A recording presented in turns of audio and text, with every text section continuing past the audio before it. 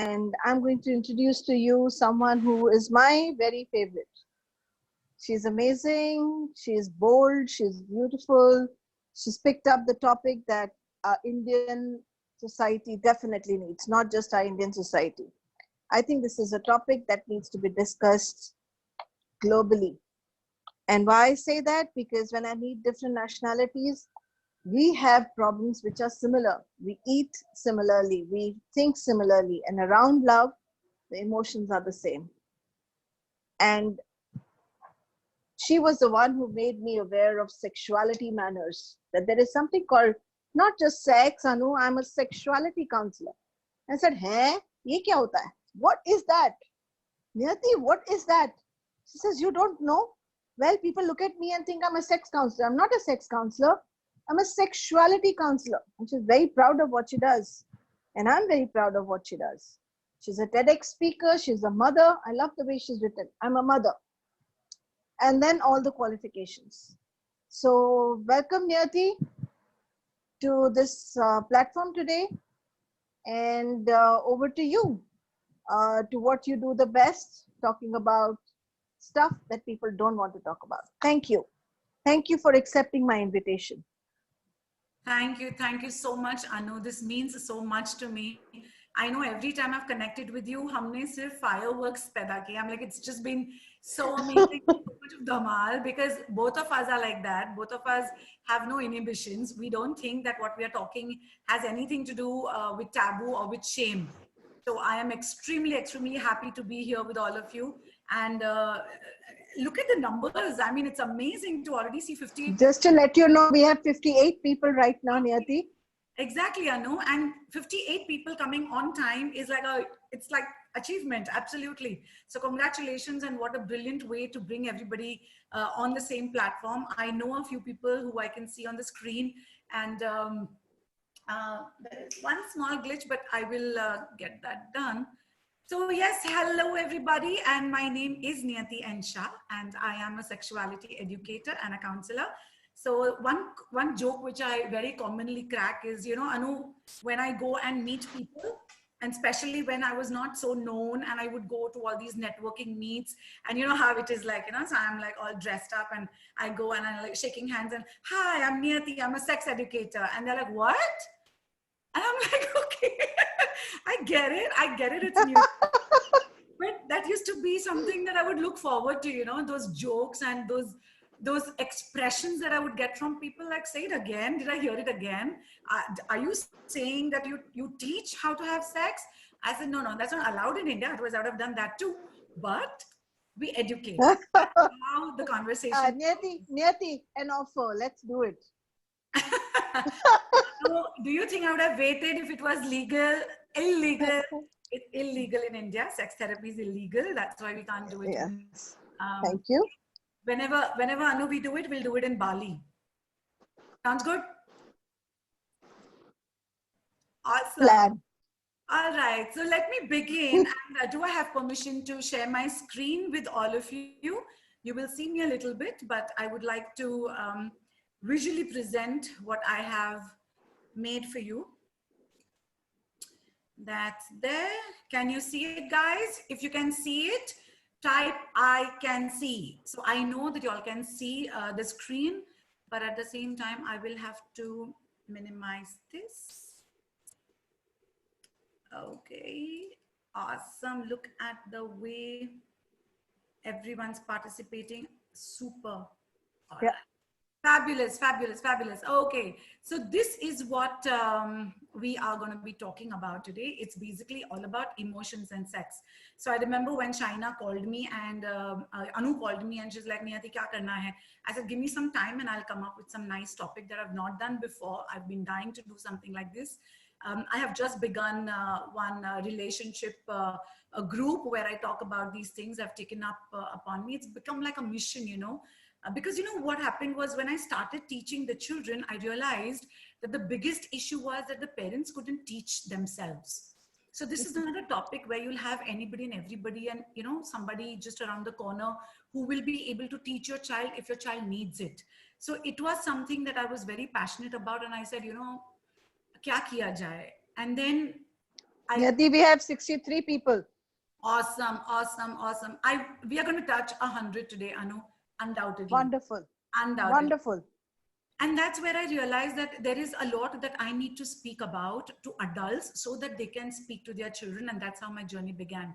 So whenever I speak about sex education, whenever I introduce myself, the first question comes is like, how do I get my partner to have sex with me?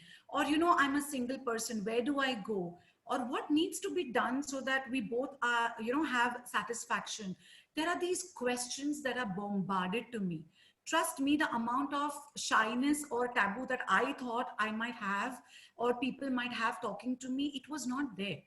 People speak about it, people want answers, and I was so happy that I've chosen a topic where it was needed and I had the audience. So everything about was like shooting, like where, how, why, what.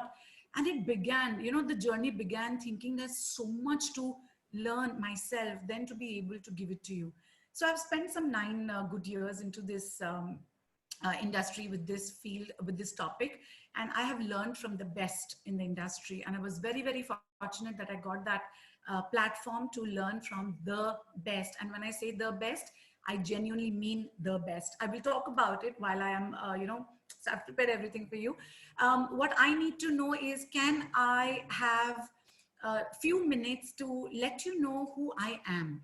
Today we are spending a little time. I am going to speak about emotions and sex, something that is very deep also. At the same time, it can be fun and it can be something very casual. So if I have your permission to introduce myself to you, just a little bit about myself, so you know where I'm coming from, please type, I want to know you, Niyati. Type it there so I know that you are looking forward to listen to. Yes, go ahead. Nivedita is very, very quick. That's what I'm looking at.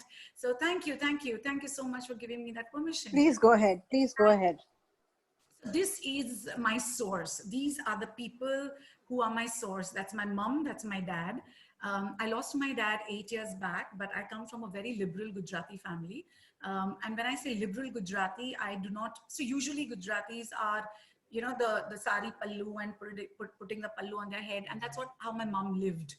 But since they came to Bombay, like my dad came to Bombay, and the way they've raised us is with a lot of freedom to explore. So I think the comfort that I have with this subject has a lot to do with how my parents were. So not that they were very forward or my mom wore some, revealing clothes or she was very hip, nothing. You can see them. This is how they are. And this is exactly the space where I'm sitting, this is exactly the picture. So my parents were very, very, they were very honest about the relationship that we shared. They were open about it. And the only thing my mom focused was her love towards her children. So we are 3 siblings. I have a younger sister and a youngest brother. And all I have seen in my entire life while I was growing up is how my mom doted her life. Like she was devoted to her children and how she's raised us. So I have grown up wearing shorts in the house. So if I wore pants and I'm going out somewhere, my grandfather used to tell me, Niyati, kisi ki shaadi hai kya? Itni taiyar hoke kahan ja rahi ho? So that is how I have been raised, with a lot of freedom to think, to be, to experience. And at the same time, equal amount of value. So these are the people who gave me all that I needed to be where I am today. And trust me, this is one of the points I will be touching in today's today's session, that let's go back and see what is stopping us from being who we want to be today. So that's my mom and dad. My mom was a housemaker. My dad used to sell ball bearings. And I remember this one thing he would not allow me, was to go out and work. Whatever that was about him, he would just not let me go out and work. So he told me, why don't you come and join me, and you can do whatever you want in the office. So my dad was an importer of ball bearings. A lot of people must have read my story. But Please mute yourself. Please mute yourself. Thank you. yeah.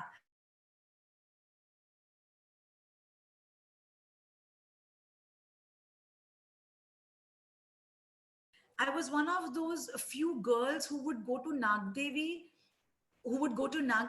and sell ball bearings. You know, like almost how many now, 20, 25 years back, that's what I did. It was very unknown of any woman coming in. That entire industry is very Gujju industry. Nagdev is like a Gujju spot, you know.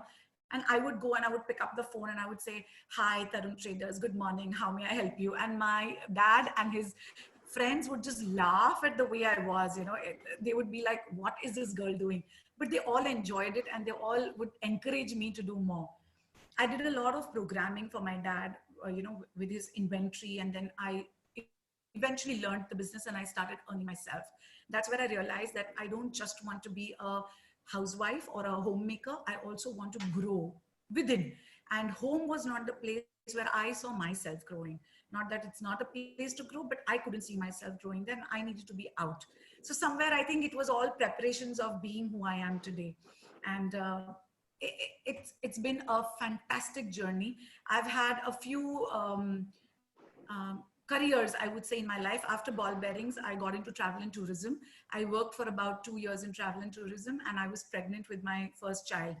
And after that, I did my India's first online toy library. So that was almost 12, no more, 15 years back, something like that, where Khilona Ghar was the name of the toy library, and it was India's first online toy library, where all the ordering, registrations, everything would happen online. And Amazon had just come in or something like that, and people were not very friendly. They were not user friendly with how to order, what to do. So my job would go down to, like, you know, talking to the fathers who would only talk to me after 10 p.m. because that's where everything is done, dinner's done, family sleeping.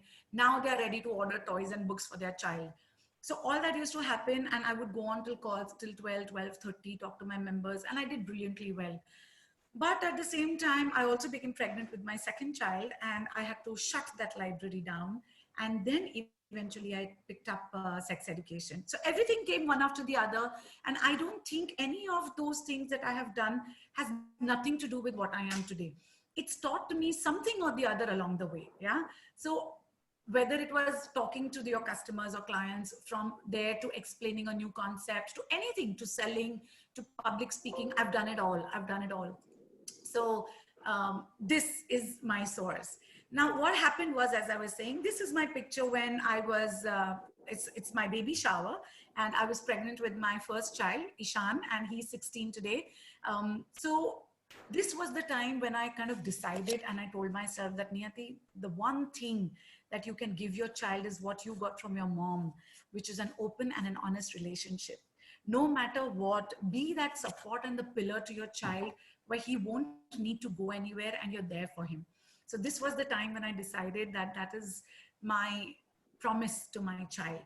And he was just about 6 years of age when in his school, there was a workshop which spoke about sex education. So I had read up a lot about parenting and the books, and speaking to people, and my cousins who had older children. So I could say that I was an aware parent when it came to parenting. But when I heard about sex education, I was kind of like, what is this? I've never heard of this. And that's where it kind of clicked. I said, and that doctor who came for the, Dr. Rajan Bhosle was the person. And when he came to talk about this subject in Ishan's school, he also laid a lot of emphasis on child sexual abuse. That's where I realized that, when I was young, about 9 years, 8 years, 9 years, I was also touched by my relative who was living with us in that, in that time. And I was touched sexually. I was not tortured, or there was no trauma, but I realized what had happened to me, and how come I could have not spoken about it to my child. And that's where it kind of like got deep into me, and I picked up this subject. I was already pregnant with my second kid that time, and I started learning. I went to Dr. Rajan Bhosle, did my first course of sex education, where I got my first certificate, and I took it up. And I'm reading and I'm reading and I'm reading. And what I realize is, if I want to sex educate children, I will have to understand what has happened with the adults. That's where all my learning became, that I was learning everything from the adult point of view about the adults, then breaking it down to teach the children of what they need to know age appropriately. So it's been quite a journey to learn, to demystify, to make it simple, and then talk to parents and children about it. So it's genuinely been a fab journey when it came to sex education.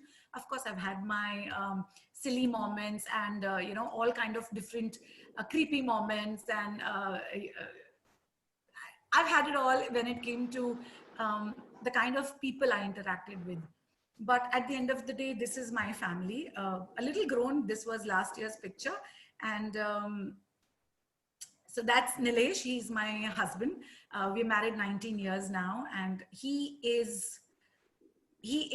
I always call him a rock solid pillar in my life. He is the one because of who I can so openly talk about this topic without feeling any fear or insecurity or wondering what kind of people are connecting with me and what will happen to him.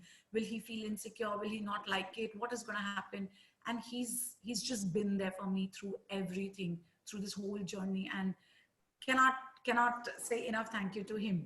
So that's Nilesh. That's Diana, a little one. She's 9 today, and she's been an inspiration, and she's changed the way I have been in the past few years. She's like an angel, and that's Ishan. He's 16 today, and that's me.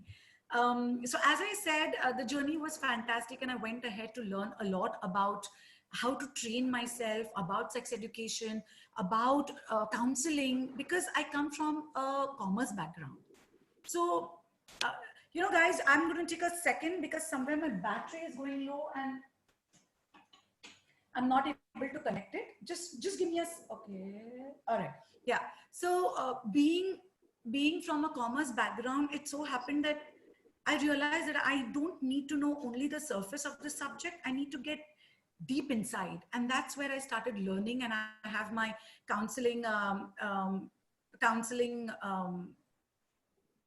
certificate, the sex education certificate, the sexual harassment. There is a sex therapy also, which I've done, and the TTT from T. Harvekar, which is, I will say, international degree when it came to train the trainer. So these are a few certificates. I've also done my TA, metaphor therapy, graphology. So I have been updating myself every time. I've done meta with Anu. So every time I've updated myself only to understand sex and sexuality from all angles. The only drawback I have, I feel, is that I cannot, and yes, I legally cannot, and I wouldn't ethically also talk to anybody medically. So when it's anything to do with physiology or medicine or anything, I take them to all the other doctors who are connected with me, and otherwise it's all me. So these are a few things I have, so that's Dr. Vatsa on the top corner where I'm taking a selfie with him. So this is like a ritual. You know who Dr. Vatsa is? Dr. Vatsa is a 95-year-old, the oldest sexologist we have in India. And he's the one who writes all those Mumbai Mirror columns. We very happily read, and we want to know all the masala and how wittily he answers. So he is Dr. Vatsa. He's 95 today. He's not feeling very great in these lockdown days. And unfortunately, we can't go and meet him. But he's also the one who's mentored me. I've done a small course with him also. And he has shared so much. Niyati, Yes. Niyati, your voice is cracking. Okay. Your voice is cracking. Is cracking only for a bit, or It's is it better. still cracking? Last 3 minutes, last 3 seconds, 3 minutes, it was cracking. So okay, speak again. Yeah, go Should ahead. I start from this slide? From Dr. Vatsa. Okay, great. Yeah. So Dr. Vatsa is the legend who is 95 years of age. He is our oldest sexologist who has worked for more than 50 years in the field of sex education. He's the one who writes those Mumbai Mirror columns, which we very fondly read, and we love his witty answers that he gives. So I have been mentored by him. Touch wood, I've genuinely been very, very fortunate for that matter. I have shared stages with him. I've shared conferences with him, and I've shared workshops with him. Where he would take me along to take care of certain sections where he would talk as a doctor and I would talk as an educator. So that's Dr. Vatsa. On the bottom corner, we have Dr. Raj Brahmbhatt, where I'm in the red top, and he's also one of the leading sexologists. I am on the stage with him. That was my first talk on the sexology conference stage where I presented papers. I've already presented two. I'll be presenting third this year. And that's my TTT certificate. So I have been completely into this topic, deep inside from all angles, and still learning, still learning.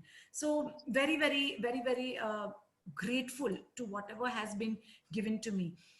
This is what I have achieved as of right now. Very quickly, I'm not going to read all of it, but basically I have been able to reach out to more than 55 schools as of today. This is old record. A little bit more than 350 teachers I have empowered, I can say, or trained. I've touched 18,000 families, few couples out of that, and empowered totally 55,000 kids with schools, outside schools. You know, started very small but became so big. So that's me basically in all these 9 years that I have achieved. And as I told you, I've also started this group called Better Together, which talks about relationships between two people. And knowing that there are so many challenges, and one of the challenge that we're talking today is emotion and sex, and that is where I am basically leading to. So all the questions about emotion and sex. So let me begin this. Somebody told me to use the PPT format, but I just want to use this so that I am a little more comfortable in what's coming also. And however, I will do this. All right, so I'm not reading the chats as of right now. Your voice, Neti, voice. Okay, I have no idea what to do with this. So I think it may be the network for a bit. Am I audible now? Am I audible? Yes. Yes. Okay, perfect. Yes. All right. Yes, you are well audible. audible. All right. So now when it comes to the topic that we have to discuss today, which is emotion and sex. Now, the biggest issue is a lot of us believe that sex can be out of emotions, without emotion, separate from emotion. And there is an equal amount of people who believe that it is all about emotion.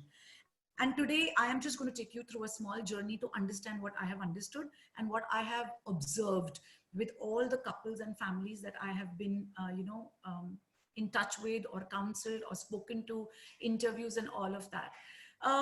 When we talk about emotions, okay, so these are the two terms we are going to be talking about, emotion and sex.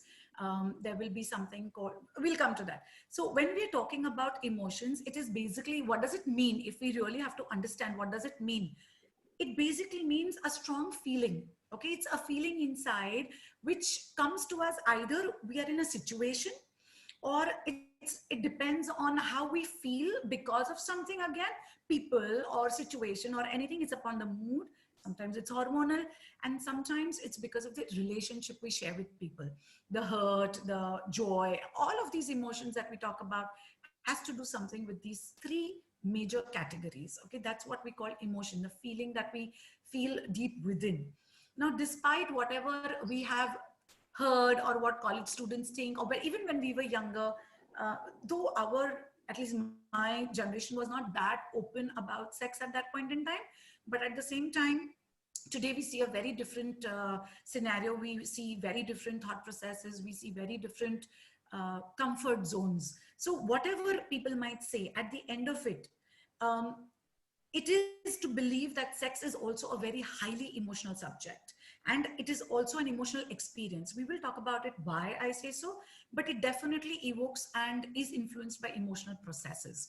Now, some things have to do with hormones.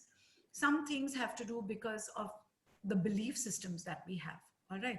So even if we are, I would say, married, which we know that after marriage, sex is a part of marriage, sometimes we're not ready for it. So even though certain circumstances or situations are in our favor, but because of our belief system, the conditioning that we call, that does not allow us to be there or experience it completely. So there's a lot of it that goes into a human. Basically, sex is also physiological, okay? Emotion is a part of it, physiology is a part of it. So I don't know if any one of you have read this before, but it is true. I'm making a very bold statement here. It is true that anybody who's being raped also can experience orgasm, because somewhere sex is also physiological. All right, so we have to understand a little bit of distinction between the two when we are talking about physiology, when emotions are coming in, what is that place where we can give this combination to. So that is basically what emotion means. Now from here, when I show this to you, what, so this is emotion and this is sex. Okay, I thought this was a very cute icon for sex, and I just picked it up. I just like it. Okay, so what emotions, what is it triggered by is the experiences we've had, the thought process that we have, and the sensory, which is physiological, using all the five senses. Most women look at it at, okay, I will not call it women, I will call it feminine energy. Okay, most of the feminine energy do see it in a different context. I'm talking on a very general platform. There are many exceptions and many different versions, but because we are a group today, I just want to take something that majority understands and majority experiences. All right, so whoever you are or whoever your couple partner is, you have to understand it from your perspective. So when I say the feminine energy and the masculine energy, so the feminine energy, if they say that we are all about emotion, I need to have a relationship, it also uses the same categories of experience, thought, and sensory. All right, they like to be hugged, they like to be cuddled, but not go all the way to the sex. These are the categories also true for sex. You need there are experiences that make you the person that you are, where you give a lot of importance to sex and don't mix it with emotion, the thought and the sensory. So whether it's emotion or sex, it is still using something that is very common, which are the emotions at the end of the day. Emotions come out of these three things. It comes out of experience, it comes out of the thought process that we have, and the senses, the sensory touches that we have. So they both have the common factors, all right? And both somewhere are emotional at the end of it.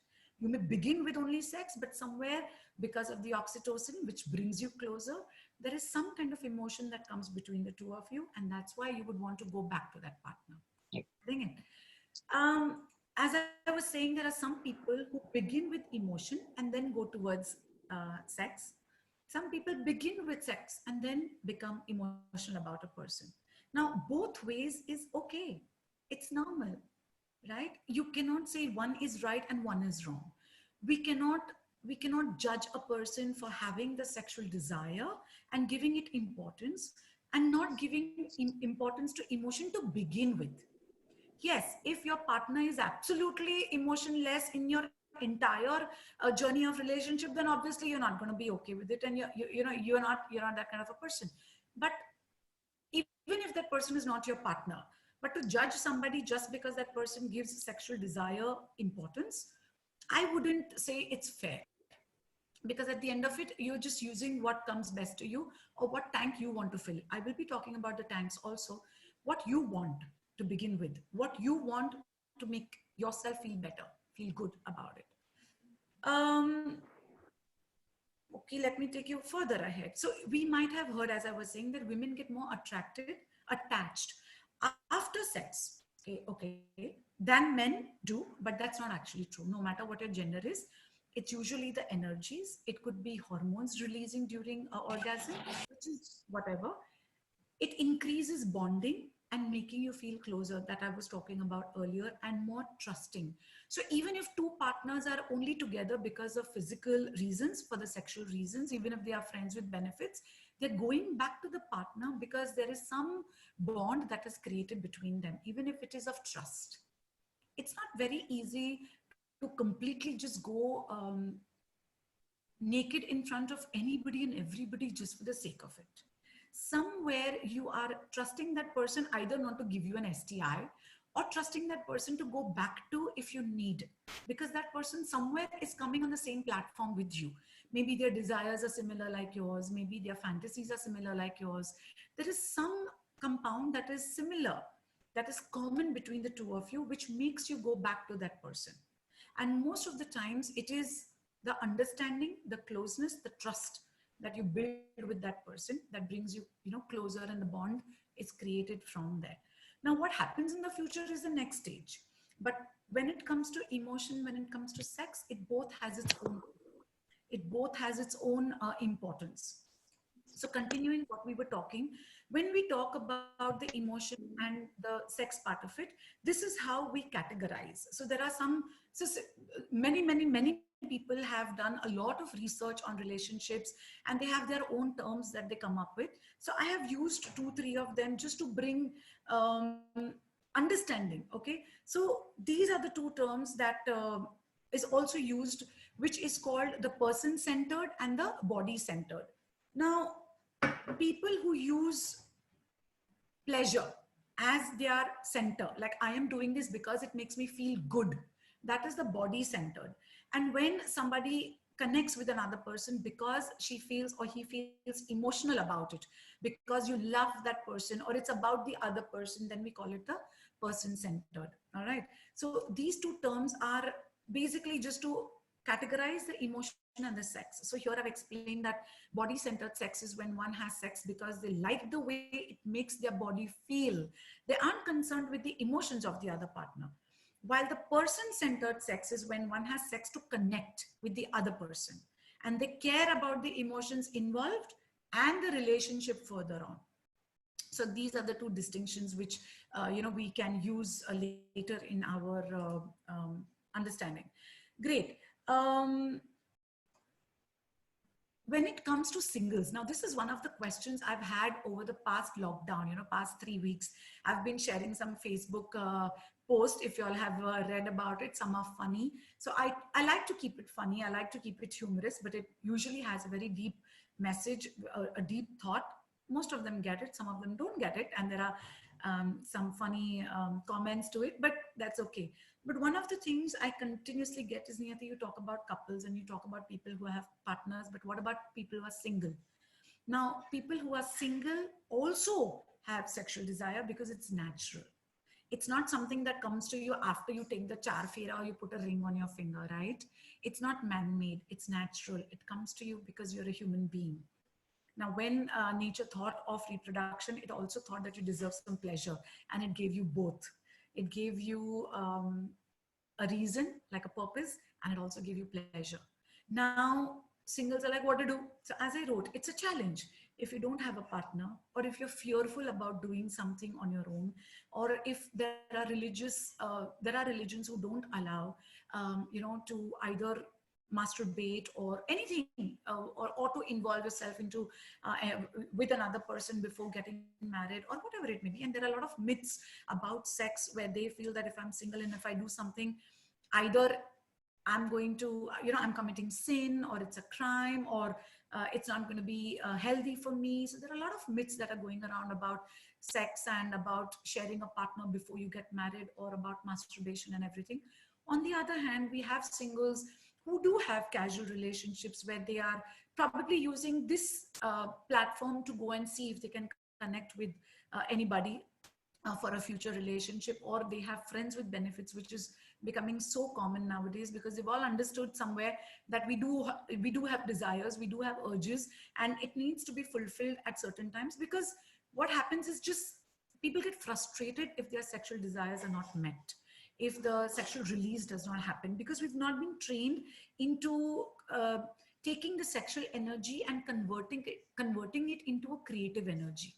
Now, there is something called sexual transmutation, which I can't go deeper into it today, but that basically explains what Tantra used to explain, how to take the sexual energy and convert it into a creative energy. So even if earlier on people were not having sex till they got married, they were able to do a lot of things and not get frustrated about it. There was a system in place and all that was taught.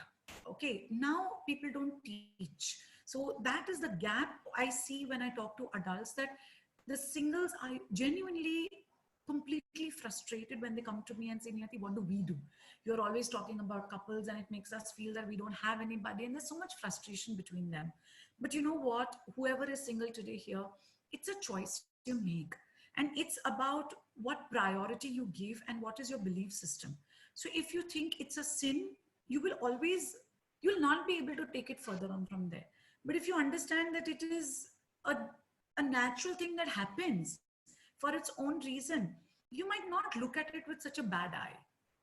See, you have to be responsible when you're having sex, whether it's before marriage or after marriage.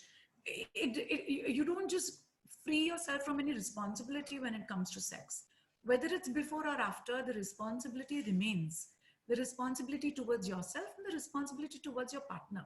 So in both scenarios, it's going to happen. Now it is up to you of how you want to see this. Virginity is just such a big myth.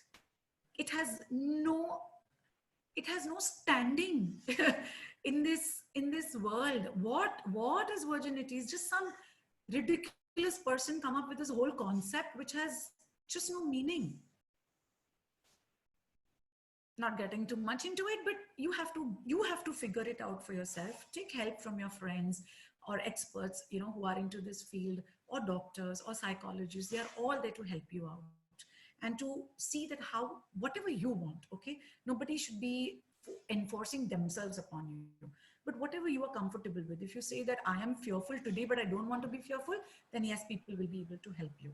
So single people also hear this completely, what is about emotion and sex, and you will be able to see yourself somewhere, making sense of everything that has been in your thoughts maybe, or whatever you're going through, either of the side you are on. As I was talking about pleasure and purpose, anything you do has these two sides. It has a purpose and it has pleasure, whether it's eating food or, even taking a shower. So when we are taking a shower also, we know there is a purpose to it, but we will scent ourselves in all possible ways with soaps and shampoos and gels and conditioners and scrubs and everything, just so that we get the pleasure out of it also. We smell good, we feel good. There is a sense of goodness into it. It's not just to keep your body clean, but there is this sense of, I want to feel good about it. So there is a purpose and there is pleasure. Now, when we say purpose and pleasure, when it comes to emotion and sex, if emotion is high, okay, now let's take emotion first. So what is the purpose? You are in relationship with anybody. What is your purpose? Is it just physical? It's okay if both of you are clear about it. Is it physical with emotions? It's okay if you both are understanding about it. Or it is only emotions and no physical? It's okay if you both are okay with it.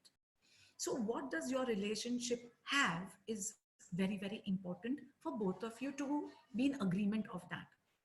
The best relationship is when both the pleasure and the purpose have a balance. Okay, so there is something called law of diminishing returns. What does it mean? So I'll explain that very quickly to you. So when you are hungry, okay, or when you've visited a restaurant and you say that, oh, this is so delicious, and this is like, as the picture is saying, this is the most delicious thing I've ever tasted, and you're like going gaga over the new dish that you're eating. The first bite will give you immense pleasure. Then the second and the third and the fourth and the 10th and the 20th, by the time you've had half the dish, the pleasure has come down. Okay, so now if you're eating, what are you eating for? Is there a purpose? The pleasure, there was only pleasure, and you ate and you ate and you ate. Imagine if you had only pleasure in a relationship and you're going on and on and on, how much will you be able to? Then there's nothing left. Then you don't want it. And if there is only purpose, I am doing this as my duty towards you. I have been told by my mother that I have to let my husband do whatever to me. You know what? I am presenting myself to you on a platter. You can do what? No. Yes, it's your duty because somewhere it's an underlying bond. You have signed it together when you got married. But at the same time, this balance is important. So it only does not have to have when there is a lot of unhappiness. And if there's a lot of pleasure and no purpose, you will start feeling empty within. You getting what I'm saying? Hence, this balance of purpose and pleasure it's very, very important. Very, very important. At this point, if you are understanding what I am saying,